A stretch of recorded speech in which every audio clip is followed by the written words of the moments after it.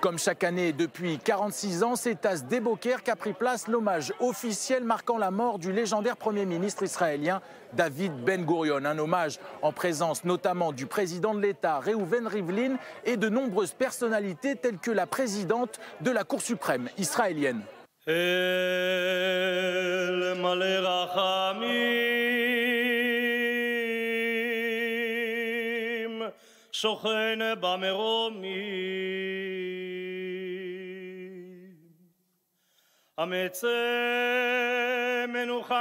Reuven Rivlin en a d'ailleurs profité pour s'adresser lors de son éloge aux dirigeants israéliens actuels, alors que l'État hébreu fait face à une crise politique majeure depuis quelques mois.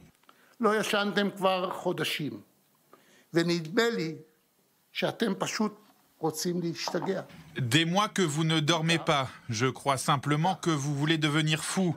Libre à vous, mais pourquoi entraîner avec vous le peuple d'Israël? Il y a encore le temps de se mettre d'accord, alors faites-le et remettez le pays sur les bons rails.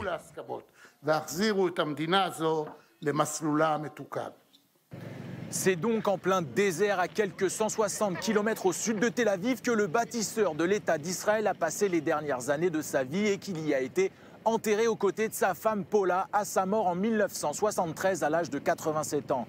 Si nous ne nous installons pas de manière ferme dans le désert, nous ne serons jamais fermes à Tel Aviv, déclarait-il dès 1948. L'État d'Israël est un petit pays composé de 60% de désert, celui du Negev. Pour Ben Gurion, c'était important de le développer et d'en faire un endroit plus approprié et moins difficile à vivre. Tous ces rêves n'ont pas été réalisés, même si nous nous trouvons aujourd'hui à la pointe des pays qui ont su développer leur désert. Et en ça, il a réussi.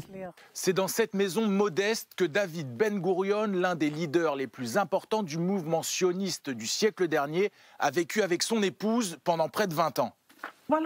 Quand il est arrivé ici, il a voulu vivre comme tout le monde, ni plus ni moins.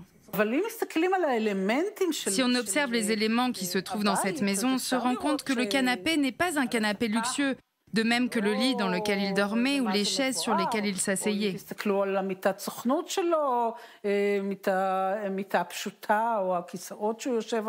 Le kibboutz de Sde Boker est d'ailleurs l'un des derniers endroits du pays où les habitants partagent tout ou presque, que ce soit leurs revenus ou leurs repas. Comme un symbole, l'idéal socialiste du premier Israël tel que souhaité par Ben Gurion demeure à Sde Boker une réalité jusqu'à aujourd'hui.